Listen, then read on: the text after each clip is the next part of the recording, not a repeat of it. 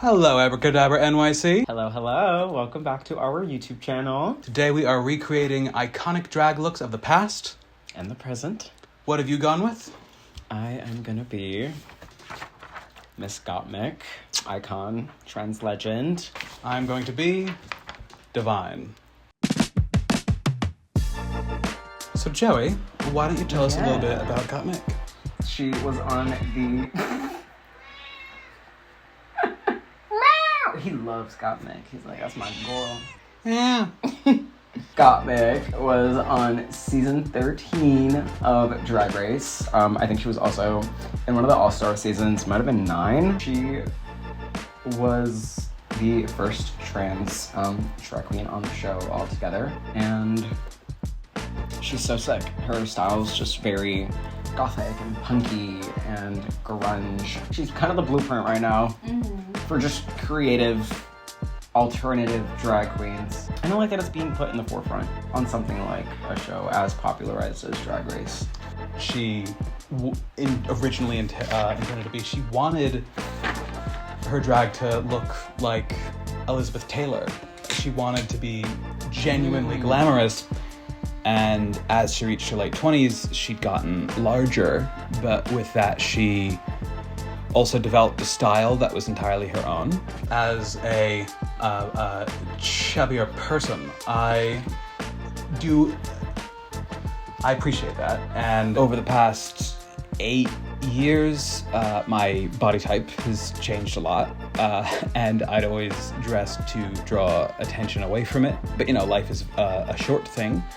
And lately I hide it a lot less and just have a lot more fun with how I present myself to the world. What has Gottmik meant to you? Honestly, like, a lot. I didn't know much about drag. I'll be honest, I still don't know too much about drag, like, regarding drag queens by name and seasons, but then I, found out about her because there were just headlines over headlines. I was talking about this drag queen called Gottmik and how she was trans, and that's all it took for me to be like, huh? But not a huh out of concern, more of a huh out of excitement, because I was like, what do you mean? This field that I've always kind of been interested in but have been too afraid to touch because it's so predominantly taken over by cisgender men. And anytime a trans person will show signs of veering back to their assigned sex at birth, they get called things like a bunch of names you could be called. But the gist is that you're basically not trans. Because it's what do you mean you were born a girl and you want to dress up like a girl? I do love dressing up. I love makeup. I'm a makeup artist. I love doing makeup, but I stopped cross-dressing for a while. For that reason. And then she kind of helped me realize that gender can be a performance. I'm still a guy who ironically is wearing a dress and corset right now, but it's because I like to perform femininity, and I like to, I know I'm going to be able to take it off at the end of the day. She says that after getting top surgery, it's changed her life, which I agree. If I still had some boobalubas, there's no way you would get me to get this dress on. I promise you. And just having someone who's able to be so in the public eye and just show that this is the norm. Yeah. You know? Yeah. She's trans, but she's just a drag queen. You know? Right. Yeah. She's doing that behind the camera. I'm really trusting the process here. Gottmik has a big forehead. Or I have a small one. Old Divine's got a 6 head. Tell me about your first pride, Joey. This is actually kind of wholesome. I was 15 years old. I was never really allowed to go out, TBH, because my mom was kind of strict. So this was almost my first summer going out with my friends, feeling like a teenager. I didn't sleep the night before. I was up at 6 in the morning. Full face. Full face. I did little gold freckles. I did rainbow eyeliner to keep it subtle, because I was Star Lord, man. out with a bunch of my friends, like friends that I hadn't spoken to in a while, friends from like old schools, friends from my new school. So it was like a really odd group. Yeah, honestly, the parade, we just kind of experienced it, how we experienced it. At one point, we did come across those like protesters with the big tickets and they're like, guys, this and this. So I kissed my friend in front of them. Nice. I felt so good because they were upset. Mm-hmm. And then continued. I find myself more of these guys, more of them, except now they're vocal. Oh my. Oh, they're speaking. I let go. I would think I was like holding my friend's arm or something. I let go of her. I go. Hello? Oh my god, what the I came with sweet treats. You're a kid. No. Well, big sorry. reaction. Treats. I was Munchkins, just thinking yes. in my...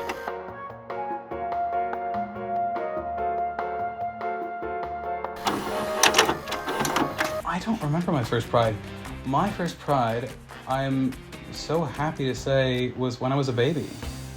I lived right by where the parade ends, and my parents, when I was growing up, used to take me every year. I recognize how insanely lucky I am to be able to say that. For the past couple of years, I haven't been able to attend Pride because 2 years ago, I forgot to call off. I had to work at my escape room, and I had to deal with seeing people who had clearly just come from Pride and bafflingly made the decision to go to an escape room after. Oh, I'm Yeah. gonna lock myself into a closet. I was like, why are you here? Enjoy the day. Do you have a go-to karaoke song, Joey? Love You Like a Love Song by Selena Gomez. I love you like a love song, baby. That's a fun song. And I said I always tell myself if I do go to karaoke, it would be that song. No reason, literally no reason. I think I was just like high one night and it like came up on my Spotify shuffle and I was like, yo, this goes so hard. I was like, this bangs. I definitely want to do Wet Ass Pussy. Oh my for god. karaoke. I don't know who wants to be my Megan Thee Stallion. I volunteer. Yeah? Gobble me, swallow me, drip down south. Quick jump up, let it get us out of me. So, should I just ask everyone random questions? Oh, yes, please. Yeah. Quick fire round. What's everyone's favorite girl dinner? I love me some soda crackers and mayonnaise. Oh my god, this is so foul. The crackers typically come in twos, so you can like break them in half, but they're like big. So when they're unbroken, they're about this width. Smear it on. You just smear it on. Not too much though, because then that kind of is like disgusting. Yeah. But smear on like a thin layer. Another soda cracker. Perfect. It's my favorite thing. I feel so dainty. I'm like, my little crackers. Well, I don't know if you could tell. I don't eat girl dinners. Dainty dinners don't fill me up. I guess girl dinner too, like even if it's not like a dainty amount, just like random things Yeah. together, you Oh, know, like a yeah. random combo dinner. This recipe was given to me by my favorite lesbian. Like she keeps her bacon grease in a mason jar in her fridge. She's like, instead of butter, use that in boxed mac and cheese. Oh. Don't salt the pasta. And I was like, okay, I'll give it a go. And I tried it and I haven't looked back since. And I think maybe 4 years been shaved off my life. One of my favorites, actually. I don't know why I didn't say this first. I have a name for him too. Joey Poppers. These. I would say this is more boy dinner. This is kind of like, this needs to be served beside a Mountain Dew. And Yeah. you need to have already been 7 hours deep in like Halo. It's a whole dill pickle. And you cut it in half. And you take a spoon, you kind of almost turn it into a boat. So you want to scoop it, but you don't want to scoop out all of the like skin. For all of the meat, fill it with sour cream. Sour cream, and then get yourself a sexy big bag of flaming hot Cheetos. Ooh. Don't crush them up.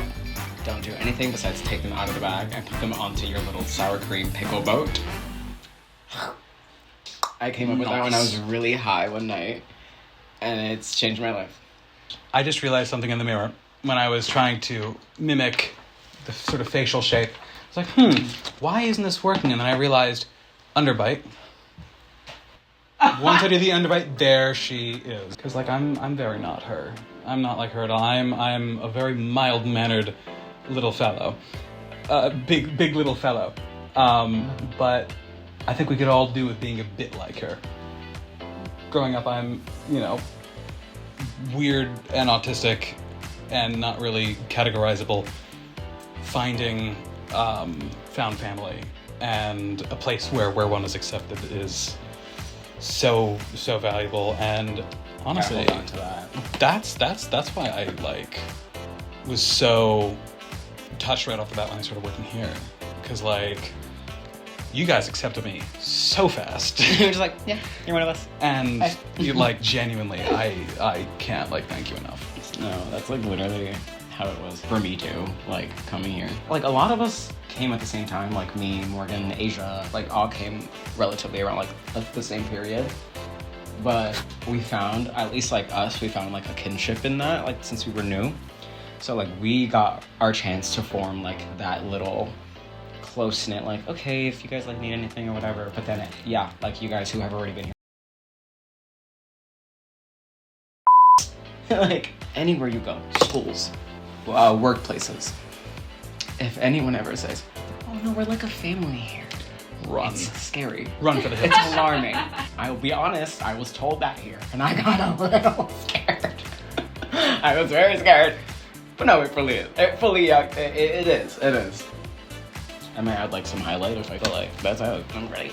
Overall, yeah. I mean, this looks pretty close to what she had. And that means... Now you can have the donut. Which ones did you get? Glazed. I'm basic. So did I. Her. So this is your first time doing Gottmik? It is! If I may say so, it turned out remarkably well. Gorge! What do you say we get crowned? I say let's do it.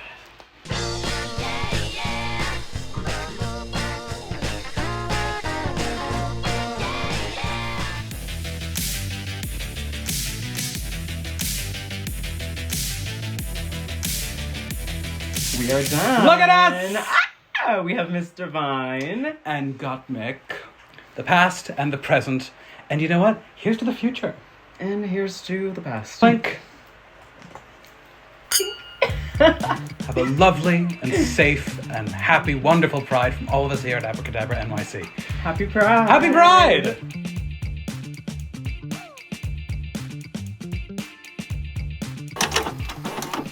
Okay, so Joey, we got cut off because Alex brought donut holes.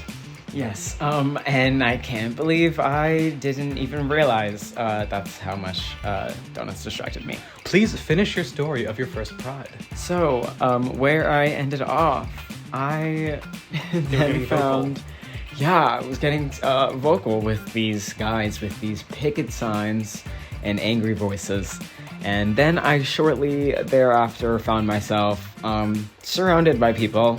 So I'm just front and center yelling things about the Bible. At that time in my life, I was still in Catholic school. I was in high school, which nightmare. And I just was able to throw all of these valid facts from the Bible about how, some of them are as silly as you can't mix your fabrics or eat certain meats or whatnot. And he kind of just shut up. And everyone around me was rooting for me. And I ended it at that. I walked away. Someone else had taken over, was then spewing more of the same facts at him, and I was eating it up. So I was like, I'll let them do their thing. Nice. As I'm walking away, some woman hands me a pamphlet that said, Jesus doesn't love, and just had a list of the most horrible stereotypical things that you can imagine something like that would say. And so then with my bare hands, I wish I had a video. I used to have a video of me doing it. And I'm ripping it up, and then I just threw it at her.